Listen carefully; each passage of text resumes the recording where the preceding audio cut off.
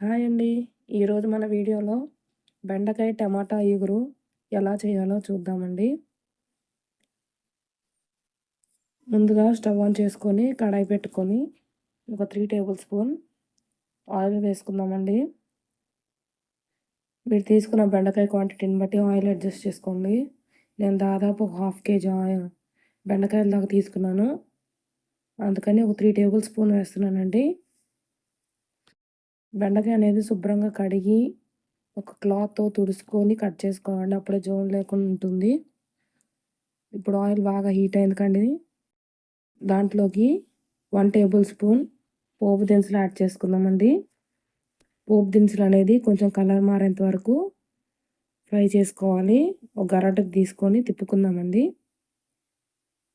ఇప్పుడు ఇందులోకి ఒక చిన్న సైజు ఆనియన్ అండి చిన్న చిన్న ముక్కలుగా కట్ చేసుకొని వేసుకుందాము.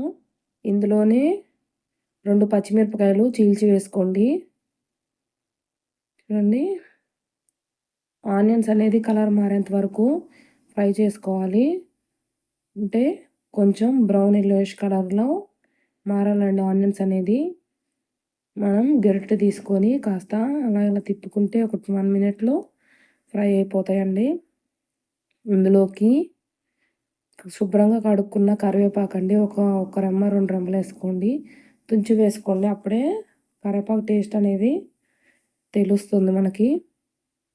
కరివేపాకు కూడా క్రిస్పీగా అయ్యేంత వరకు ఫ్రై చేసుకోవాలండి. కొంచెం అంటే కరకరలాడుతూ ఫ్రై అవుతుంది కదండి, అప్పటి వరకు ఫ్రై చేసుకోవాలి. ఎక్కువ టైం కూడా తీసుకోదండి, ఈజీగానే అయిపోతుంది. మనం రైస్లో కలుపుకోవటానికి కూడా చాలా టేస్టీగా ఉంటుంది. ఇప్పుడు ఇవి ఫ్రై అయ్యాయి కదండి. ఇప్పుడు ఇందులోకి ఒక చిన్న సైజు టమాటాలు అయితే 2, పెద్ద సైజు టమాటా అయితే ఒకటండి చిన్న చిన్న ముక్కలుగా కట్ చేసుకొని వేసుకున్నానండి. వేసుకొని ఒకసారి గట్టితో తిప్పుకొని మంటని సిమ్లో పెట్టుకొని మూత పెట్టుకొని టమాటా సాఫ్ట్ అయ్యేంత వరకు మగ్గించుకోవాలండి. ముందుగానే బెండకాయ వేయకండి. ఇలా వేయటం వల్ల బెండకాయలు అనేది చెదరవండి. ఇలా చేయటం వల్ల ముందు టమాటాలు సాఫ్ట్ అయిన తర్వాత బెండకాయ యాడ్ చేసుకోవాలండి. చూడండి, ఇలా ఫ్రై అయ్యాయి కదా. ఇప్పుడు ఇందులోకి బెండకాయలండి ఈ సైజులో కట్ చేసి పెట్టుకున్నాను నేను. బెండకాయలన్నీ యాడ్ చేయాలి. శుభ్రంగా కడుక్కొని ఒక క్లాత్తో తుడుచుకుంటే నీట్గా ఉంటుందండి. ఇప్పుడు ఇందులోకి రుచికి సరిపడా సాల్ట్ మరియు పసుపు ఇప్పుడే యాడ్ చేసుకుందామండి. రుచికి సరిపడా సాల్ట్ యాడ్ చేస్తున్నానండి. ఒక 1 టేబుల్ స్పూన్ వేస్తున్నాను. రాళ్ళుప్పు వేయమాకండి, కరగదు. ఇప్పుడు ఇందులోకి పసుపు 1/2 టేబుల్ స్పూన్ యాడ్ చేస్తున్నానండి.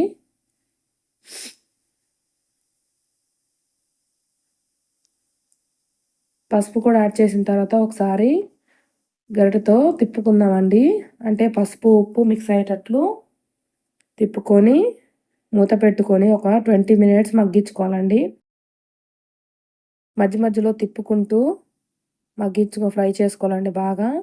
ఎక్కువ తిప్పకూడదండి, స్మాష్ అయిపోతాయి, అంటే చిదిరిపోతాయి.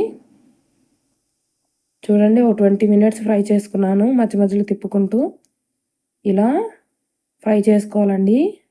ఎక్కువ శాతం తిప్పితే బెండకాయలు అనేది చిదిరిపోతాయండి. ఇలా జాగ్రత్తగా తిప్పుకోవాలండి. ఏదైనా అట్ల కాడ అలాంటివి తీసుకుంటే బెండకాయ అనేది చెదరకుండా వస్తుందండి. ఇప్పుడు ఇందులోకి టేస్ట్కి తగ్గట్టు కారం వేసుకుందామండి. నేను 1/2 టేబుల్ స్పూన్ వేస్తున్నానండి. చూడండి, ఇలా కారం వేసిన తర్వాత ఒకసారి కలుపుకొని మీడియం ఫ్లేమ్లో పెట్టుకొని ఫ్రై చేసుకోవాలండి. అప్పుడే పచ్చివాసన పోతుంది. అంతే అండి, మన బెండకాయ రెడీ అండి. మీకు ఈ వీడియో కానీ నచ్చినట్టయితే లైక్ మరియు సబ్స్క్రైబ్ చేసుకోవటం మర్చిపోకండి.